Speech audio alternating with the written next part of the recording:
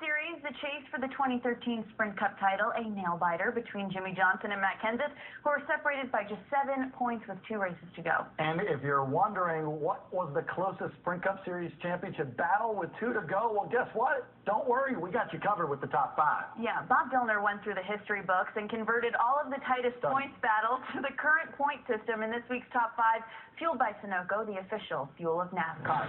At number 5, Jimmie Johnson and Brad Keselowski came into Texas 1-2 in points in the fall of 2012. 5-time left the Lone Star State with a checkered flag and a 7-point lead on BK with 2 to go.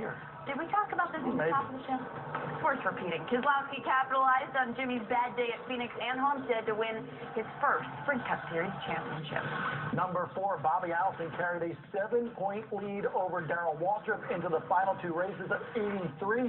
Allison had finished second to DW in points in 81 and 82, something he never likes to do with DW, but he held on over the final 2 to win the Sprint Cup Series championship.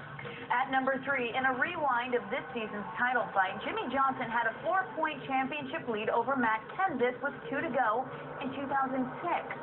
Johnson finished 2nd and 9th at Phoenix and Homestead en route to his first of 5 consecutive Sprint Cup titles. And number 2, in one of the most epic championship battles of all time in NASCAR history, Carl Edwards, Tony Stewart separated by just 3 points with 2 races to go 2 years ago. Stewart took the checkers in Homestead for his 5th win of the season and scored his 3rd Cup title, and it went down to a tiebreaker.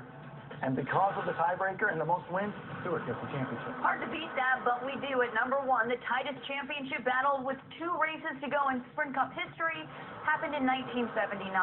The King, Richard Petty, had a paper-thin 2-point lead over Darrell Waltrip after his 5th win of the season at Rockingham. The King scored a top 10 and a top 5 over the last 2 to secure his 7th and final Sprint Cup Series championship. Great top 5. Which is your favorite? I still like a couple of years ago, Carl and Tony duking it out. Remember, Tony Stewart said, I don't even deserve to be in the chase about 3 or 4 races before the chase. So, and then he winds up winning the title.